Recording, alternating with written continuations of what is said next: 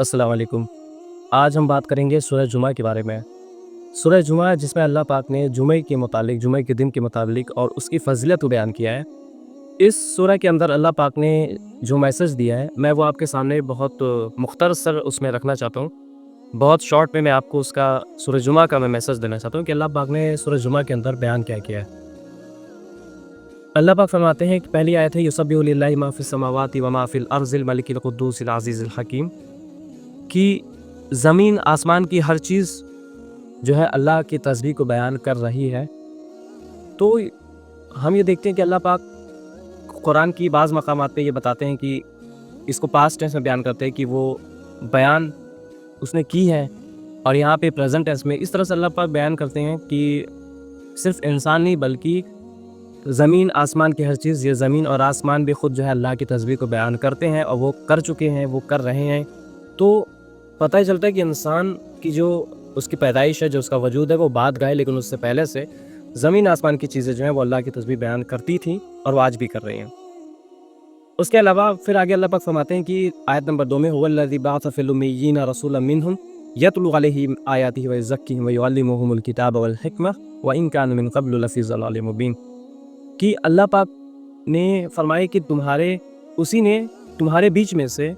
یعنی کہ اہل قریش سے فرمایا کہ تمہارے بیچ میں سے ایک نبی چنا، ایک نبی بنایا، ایک نبی کو منتخب کیا، اور اس کو اس فریضے کے لیے ہم نے چنا تاکہ وہ تم کو ہماری آیتیں پڑھ کے سنائیں اور تم کو علم کا اور حکمت کا یہ دونوں چیزیں سکھائیں۔ اور وَإِن كَانُوا مِن قَبْلُ لَفِي ضَلَالٍ مُبِينٍ، اس سے پہلے تو تم گمراہ تھے اور بہت زیادہ گمراہی میں تھے۔ پھر آگے اللہ پاک نے فرمایا کہ وَآخَرِينَ مِنْهُمْ لَمَّا يَلْحَقُوا بِهِمْ وَهُوَ الْعَزِيزُ الْحَكِيمُ، کہ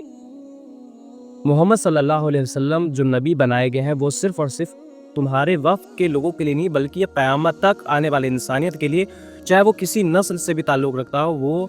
اس کے بھی نبی بنائے گئے ہیں۔ تو محمد صلی اللہ علیہ وسلم قیامت تک آنے والے لوگوں کے لیے نبی بنا کر بھیجے گئے ہیں۔ اس کے بعد فرمایا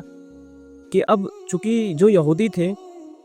ان کا یہ کہنا تھا، ان کا یہ ماننا تھا، وہ یہ چاہتے تھے کہ جو نبی ہو، آخری نبی، وہ ان کے میں سے بھیجا جائے، یعنی وہ بنی اسرائیل میں سے ہو۔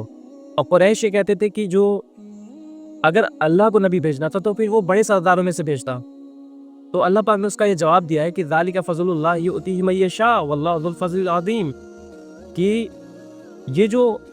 رسالت کا اور نبوت کا جو منصب ہے یہ اللہ کا فضل ہے، اور اللہ جسے چاہتا ہے وہ اسے فضل دیتا ہے، وہو العزیز الحکیم۔ اور پھر فرمایا کہ مثل الذین حملوا التوراۃ ثم لم یحملوها کمثل الحمار یحمل اسفارا بئس مثل القوم الذین کذبوا بآیات اللہ واللہ لا یہدی القوم الظالمین۔ یہاں پہ اللہ پاک نے اب یہودیوں کی بات شروع کی، اور یہودیوں کے بارے میں اللہ پاک نے ان کو تنزیہ کیا، اور اللہ پاک نے فرمایا کہ جو یہودی ہیں ان کی مثال یہ ہے کہ ان کو اللہ پاک نے تورات دی، کتاب دی، لیکن انہوں نے اس کتاب کے حق و ادا نہیں کیا، اور ان کی مثال کمثل الحمار یحمل اسفارا،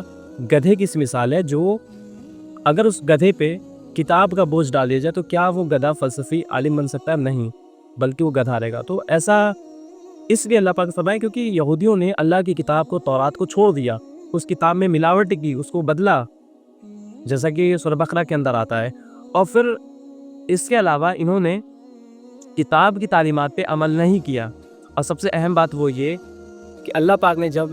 حضرت محمد صلی اللہ علیہ وسلم کی رسالت کے متعلق پہلے سے بیان کر دیا تھا کہ وہ آئیں گے تو تمہیں ان کا ساتھ دینا ہے، لیکن جب محمد صلی اللہ علیہ وسلم آ گئے، ان کی شناخت ہو گئی، ان کو یہ یہودی پہچان گئے، اس کے باوجود انہوں نے ان کو نہیں مانا، ان کو فالو نہیں کیا، ان کا ساتھ نہیں دیا جس کا اللہ پاک نے حکم انہیں دیا تھا۔ اور تو انہوں نے اس کتاب تورات کا ہی انکار کیا، اس کتاب کو ہی جھٹلایا جن پہ ان کے لیے نازل کی گئی تھی۔ اگر وہ تورات کے مطابق عمل کرتے تو وہ کافی حد تک سیدھے راستے پر ہوتے ہیں اور وہ قرآن کی تصدیق کرتے ہیں، لیکن انہوں نے ایسا نہیں کیا۔ اللہ پاک فرماتے ہیں واللہ لا یہدی القوم الظالمین، اللہ ظالموں کو ہدایت نہیں دیتا جو خود اپنے لیے ظلم کرنا پسند کرتے ہیں۔ پھر آگے اللہ پاک نے ایک بہت ہی چھوٹا سا، بہت ہی معمولی سا چیلنج دیا کہ کہا محمد صلی اللہ علیہ وسلم سے، قل، اے محمد صلی اللہ علیہ وسلم آپ کہہ دیں کہ قل یا ایھا الذین ھادوا ان زعمتم انکم اولیاء للہ من دون الناس فتمنوا الموت ان کنتم صادقین۔ آپ کہہ دیں کہ اے یہودیو، تمہیں یہ زعم ہو گیا ہے کہ تم اللہ کے چہتے ہو، اللہ کے دوست ہو، بہت اللہ کے خاص انسانوں میں سے تم ہی خاص ہو، تو پھر تم موت کی تمنا کرو۔ اگر تم اپنے اس قول میں سچے ہو۔ اور اس چیلنج کے بعد کوئی بھی ایک یہودی نہیں تھا جو سامنے آ کر ایسی تمنا کرتا، کیونکہ یہودیوں کی بات پتہ تھی کہ اگر انہوں نے یہ تمنا کی، اور یہ جو چیلنج دیا گیا ہے وہ اللہ کی طرف سے چیلنج ہے، اور اگر انہوں نے یہ تمنا کی سامنے آ کر تو اسی وقت ان کی موت واقع ہو جائے گی، اور وہ یہ جانتے تھے کہ یہ اللہ کی طرف سے ہے، لیکن اس لیے وجہ سے انہوں نے اس چیلنج کو ایکسیپٹ نہیں کیا۔ انہوں نے یہ بات نہیں کی جو اللہ پاک نے چیلنج دیا تھا، اس کو پورا نہیں کیا۔ وہ سامنے آ کر یہ نہیں کہہ پائے کہ ہاں ہم موت کی تمنا کرتے ہیں۔ اور پھر آگے فرمائے کہ وَلَا يَتَمَنَّوْنَهُ أَبَدًا بِمَا قَدَّمَتْ أَيْدِيهِمْ وَاللَّهُ عَلِيمٌ بِالظَّالِمِينَ، کہ یہ جو یہودی ہیں ایسی تمنا اس لیے نہیں کر سکتے کیونکہ ان کے اعمال ایسے ہیں، وہ اتنے زیادہ برے ہیں، انہوں نے جو اعمال کر رکھے ہیں ان کو پتہ ہے کہ اس اعمال کی بنا پر یہ کبھی ایسی تمنا نہیں کر سکتے۔ ان کو پتہ ہے کہ مرنے کے بعد ان کا انجام کیا ہوگا جو ان کے اعمال دنیا میں رہے ہیں۔ قُلْ إِنَّ الْمَوْتَ الَّذِي تَفِرُّونَ مِنْهُ فَإِنَّهُ مُلَاقِيكُمْ ثُمَّ تُرَدُّونَ إِلَىٰ عَالِمِ الْغَيْبِ وَالشَّهَادَةِ فَيُنَبِّئُكُم بِمَا كُنتُمْ تَعْمَلُونَ۔ اور یہ موت سے کتنا ہی بھاگ لے لیکن موت تو انہیں آ کر رہنی ہے، اور پھر یہ جو ہے جو کچھ بھی انہوں نے کر رکھا وہ ساری چیزیں جو ہیں اللہ پاک ان کے سامنے دکھا دیں گے۔ وہ اللہ کے سامنے جب حاضر ہوں گے تو اللہ پاک ان کو سارے ان کے اعمال کو دکھا دیں گے کہ انہوں نے کیا عمل کیا تھا، تو کوئی بھی چیز جو ہوگی وہ چھپی نہیں رہ جائے گی جو یہودیوں نے کر رکھی ہے۔ اس کے بعد اللہ پاک نے مومنوں کو مخاطب کرتے ہوئے فرمایا کہ یا ایھا الذین آمنوا اذا نودی للصلاۃ من یوم الجمعۃ فاسعوا الی ذکر اللہ وذروا البیع ذلکم خیر لکم ان کنتم تعلمون، کہ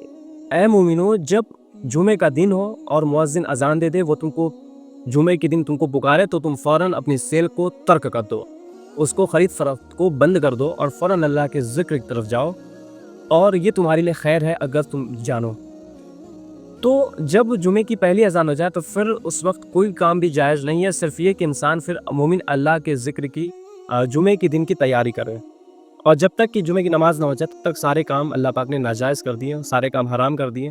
پھر وہ صرف یہ ہے کہ وہ صرف اور صرف اللہ کے ذکر کو، اللہ کے ذکر کی طرف آگے، جمعے کی نماز کی طرف آگے، جب تک کہ نماز کمپلیٹ نہ ہو جائے، خطبہ کمپلیٹ نہ ہو جائے۔ پھر آگے فرمائے کہ فَإِذَا قُضِيَتِ الصَّلَاةُ فَانتَشِرُوا فِي الْأَرْضِ وَابْتَغُوا مِن فَضْلِ اللَّهِ وَاذْكُرُوا اللَّهَ كَثِيرًا لَعَلَّكُمْ تُفْلِحُونَ، اور جب نماز ہو چکی ہو تو تم فوراً زمین پہ، پھر تم زمین پہ جا سکتے ہو، پھیل جاؤ زمین پر، اللہ کے فضل کو تلاش کرو۔ یعنی کہ اگر آپ کا انٹرویو ہے تو آپ انٹرویو کی طرف جائیں، آپ کو رزق کمانے کے لیے بزنس کی طرف جانا ہے تو بزنس کی طرف جائیں، جاب کے لیے جانا ہے تو جاب کی طرف جائیں، اور یا آپ کو اپنی اسکول کی طرف جانا ہے، کالج کی طرف جانا ہے تو ادھر جائیں۔ یہ ساری چیزوں میں اللہ کا فضل ہے۔ آپ اس کے بعد آپ کو اللہ پاک نے جو خرید فروخت کے اللہ پاک نے اس کو ترک کیا تھا وہ اب آپ کے لیے جائز ہو گیا، اب آپ اس کی طرف جا سکتے ہیں۔ اس کے بعد اللہ پاک نے آخری آیت میں فرمایا کہ وَإِذَا رَأَوْا تِجَارَةً أَوْ لَهْوًا انفضوا إِلَيْهَا وَتَرَكُوكَ قَائِمًا قُلْ مَا عِندَ اللَّهِ خَيْرٌ مِنَ اللَّهْوِ وَمِنَ التِّجَارَةِ وَاللَّهُ خَيْرُ الرَّازِقِينَ، کہ اب یہاں پہ اللہ پاک نے جو ہے جب ایک واقعہ تھا کہ جب کہ جمعے کی نماز کے وقت جو تھا، جب خطبہ ہو رہا تھا تو اس وقت کئی صحابی نے جو تھا وہ خطبے کو چھوڑ کر کے باہر نکل جاتے جب وہ تجارتی قافلہ آتا ہے۔ حضرت حافظ ابن کثیر رحمۃ اللہ علیہ نے فرمایا ہے، وہ بیان کیا ہے کہ پہلے جو تھا حضرت محمد صلی اللہ علیہ وسلم شروع کے وقت میں جب خطبہ دے رہے تھے تو اس وقت خطبہ جو تھا وہ نماز کے بعد ہوتا تھا۔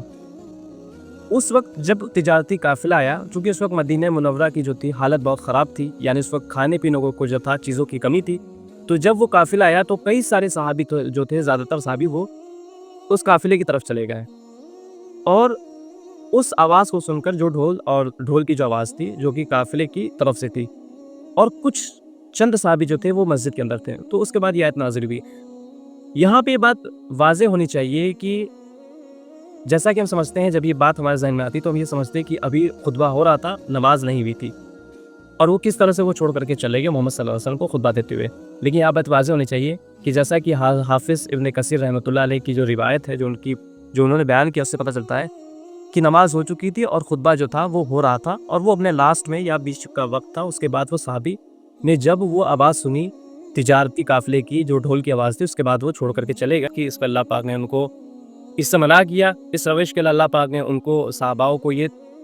اطلاع دی، ان کو یہ بتایا، ان کو نصیحت کی کہ تم ایسا نہ کرو۔ اور اس آیت سے بھی پتہ چلتا ہے کہ جمعے کی نماز کے ساتھ ساتھ جمعے کا خطبہ بھی اتنا ہی ضروری ہے جیسے کہ نماز ضروری ہے، اور جمعے کی نماز کے ساتھ جو جمعے کا خطبہ ہے وہ واجب ہے اس کو سننا۔ تو جیسا کہ ہم لوگ یہ چیز دیکھتے ہیں کہ زیادہ تر جو مسلمین ہیں، جو مومن ہیں، وہ خطبے کو ترک کرتے ہیں اور اس کے بعد وہ جمعے کی نماز صرف پڑھتے ہیں، تو وہ اصل میں ایک جو اللہ کا حکم ہے، جو جمعہ کا خطبہ جو واجب ہے وہ اس کو ترک کر رہے ہوتے ہیں اور وہ اللہ کے اس حکم کا انکار کرتے ہیں۔